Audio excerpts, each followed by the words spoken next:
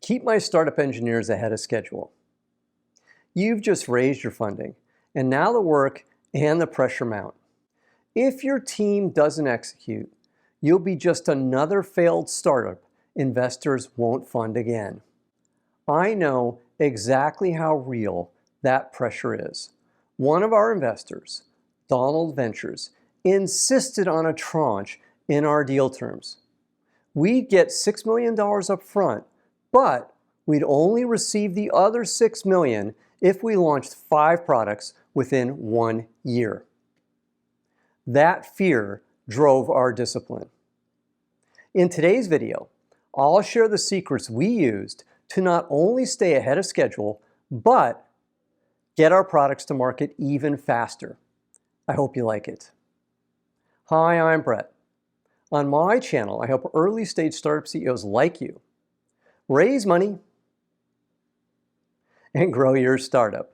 So if this sounds like you, then hit the subscribe button and the bell so you get notified every time I release a new video. Let's get started.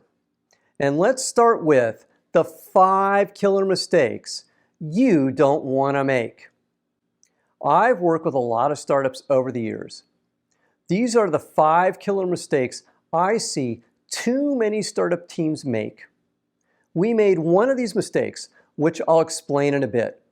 So let's start with number 1 on our list. Number 1, you don't have good people. I don't care what schedule methodology you use. It will not matter if you don't have really good people to execute your plan. You will likely fail. Mediocre people won't give you mediocre results. They will give you horrible results. Your ability to recruit a great team starts with you and your co-founders. If they're not good, then your team will not be good. Next, you can't lower your standards. You'll cost yourself time and money that you don't have if you do that. Now, let's move to number 2 on our list. Number 2, you don't hold your team accountable. Let's say you've recruited a great team, but you're a first-time CEO trying to find your way. You're unsure. Make that afraid to discipline your team. One of the things I've learned is that great team members want to be held accountable. In fact, the tell of a bad engineer or employee is they don't want to be held accountable. Now, I'm not saying be a micromanager. I am saying that you and your team need to be detail-oriented. If you're detail-oriented, then your managers will be detail-oriented. And then your team will be detail-oriented too. Now, speaking of details, let's move to number 3 on our list. Number 3, you've sandbagged your schedules. This is a classic mistake that you don't want to make. A team member or a manager will do this to keep from missing a commitment. Then, what inevitably happens is they still miss their schedule, and then you're way late to market. There are usually 2 reasons for sandbagging. The first reason is your management style is too harsh. So what does your team do? It responds by giving schedules with a lot of padding. The second reason is your team doesn't know any better. You have to help them provide accurate schedules. Now, let's move to number 4 on our list. Number 4, you don't have regular schedule review meetings. Just about every time I see a team struggling with execution, there aren't any schedule review meetings, or there aren't enough schedule review meetings. I'll explain how to run your review meetings later in the video. I strongly recommend you ignore the groans of, why do we need to go to another meeting? Meetings are a tool in your bag that you can use to hold your team accountable. Remember that. Next, let's move to the final one on our list in this part of the video. The 1 killer mistake we made, which is number 5. Number 5, you have no buffers in your schedule. As good as your team is, there will be delays. If you don't account for the delays, you'll be behind schedule. And that can create problems as it did for us. The first problem it created was it's demotivating for your team to always be behind schedule, especially when you're doing really good work. The second problem having no buffers created is that you lose credibility with your investors. We met our goal of introducing 5 product families in a year with 3 months to spare. However, the schedules we presented our board showed we were always behind schedule. Make no mistake about it. Your board will question what you're doing when you're behind schedule. So, we had to dig ourselves out of a self-induced problem. That leads us to what we did and what I recommend you do to manage your team. This is the solution. The critical chain methodology. The critical chain methodology is the brainchild of the late Ellie Goldratt. The key innovation in the critical chain methodology has to do with the buffers. I'll explain that in step number 3. Now, there are 5 steps, and they're really straightforward to implementing the critical chain methodology. Implementing critical chain led us to not only having a greater than 90% success rate of introducing products on or before schedule, we also got our products to market 20% quicker. So let's start with step number 1. Step number 1, break your schedules up into small chunks. No matter what way you manage your schedules, breaking the tasks up into their smallest increments is critical. This can be anywhere from 1 day to 1 week. The reason this is so important is you want lots of checkpoints to make sure that the project is on track for success. Then you can course correct early if there are problems. For example, let's say you have a project that will take 6 months to complete. In the old way of doing things, you had checkpoints every month. In the new way of doing things, you have weekly checkpoints. So, if the project has problems, you will find out 3 weeks later in the old way of doing things. This likely will increase the chances of the project being late to market. Next, let's move to step number 2. Step 2, have one person accountable for each piece of the schedule and the overall schedule. This is the classic who will do what by when concept.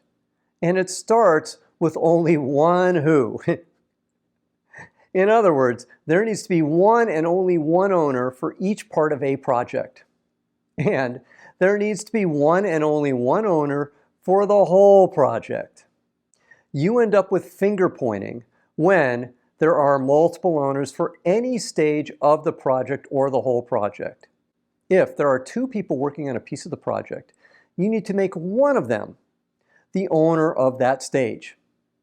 This means it's their responsibility to meet the milestones or ask for help. I'll get back to asking for help in the one final thought segment.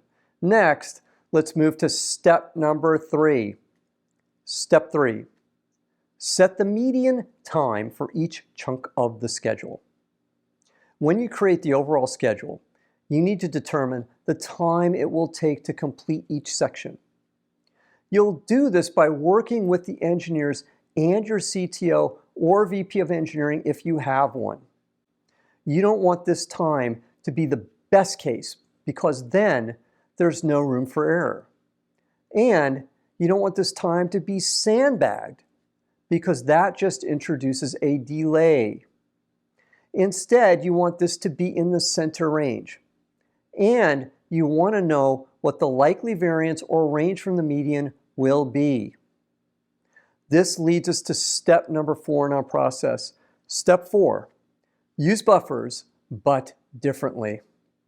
The variance that we just determined will give us a buffer for each stage of the project. However, unlike the classic project management, where you have a stage and then the buffer for that stage, you want to add up the buffers for all of the stages and put them at the end of the project. This is Goldrat's innovation. The beauty of working this way is that once a stage is complete, you immediately move to the next stage of the project. In the old way of doing things, there would be a buffer between the stages. Many times, this buffer is viewed as extra time to complete the stage. This causes unnecessary delays. In our case, this helped us get our projects to market 20% faster. That means you're making money quicker. And now we're on to the final stage, which is step 5. Have weekly engineering review meetings. Review meetings are a great way to identify any problems in the project, and they are a great way to hold everybody accountable. If you see a problem, then you can act quickly to provide support and help to get the problem solved. Now, there's one more piece of the puzzle that I'll get to in my one final thought segment coming up. Now, if this content is resonating with you, then please hit the like button right now. One final thought. Teach your team to ask for help. A really high-performing team asks for help. One of the likely themes that you'll have to work on is getting your team to ask for help when they recognize they can't solve a problem. You'll see this in your review meetings when a problem is identified and you ask the question, when did you know about this problem? And you'll hear an answer like, a week ago or worse. You want to teach your team that asking for help is a sign of strength, not weakness. This requires your team to trust you and the other managers that they will not get beat up for saying there is a problem. I'm not saying you don't discipline someone that's constantly screwing up. That's different. I am saying that you praise someone for asking for help. When you see your team asking for help, that's when you know you have a really high-performing team. Now, I have 3 more things for you today. First, if you want to work with me on your startup, then just scan this QR code. Second, you can use my free startup pitch deck template. It has all the slides you need to develop an awesome pitch deck. Scan the QR code to get yours for free. And third, join my free group of startup CEOs, Zero to Pitch. It's a community for startup CEOs focused on growing their companies and raising funding for their companies. Scan the QR code to join. Finally, click the subscribe button to get notified every time I release a new video. I'm Brett at brettjfox.com. Thanks for watching today. Take care. Bye.